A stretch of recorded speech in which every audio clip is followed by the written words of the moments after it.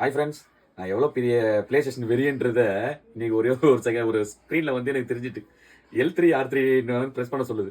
L3 R3னா எதுனே எனக்கு தெரியல. நான் என் மூளைக்கு எப்படி போயிருக்கு பாருங்க.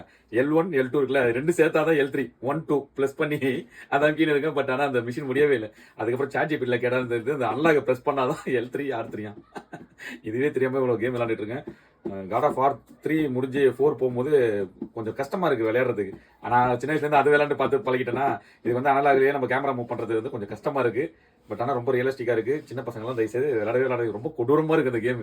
அது பார்க்கும்போது எனக்கே கொஞ்சம் தான் ஒரு 10 நிமிஷம் காலம் தான் விளையாண்டுருப்பேன். அந்த ஸ்ட்ரேஞ்சர் அடிச்சிருக்கேன் அவ்வளோதான். பட் அதுக்கே ஒரு மாதிரி பதட்டமாயிடுச்சு நம்மளுக்கு. பயங்கரமாக இருக்கு. ஆனால் கேமு சின்ன பசங்க கொஞ்சம் அவாய்ட் பண்ணுறது நல்லது.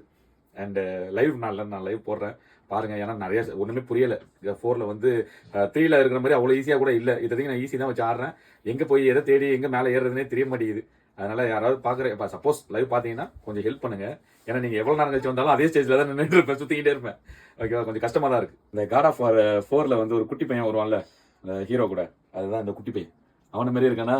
இன்டெரக்ட்டா உங்களை ஹீரோன்னு சொல்ற மாதிரி இருக்கே. நான் ஹீரோ, இதுதான் அந்த குட்டி பையன். அந்த அம்பு வச்சுட்டு விளாடுவேன்னு பார்க்கும்போது எங்களோட 2 காம்போ மாதிரி எனக்கு தெரிஞ்சுது. Hi friends.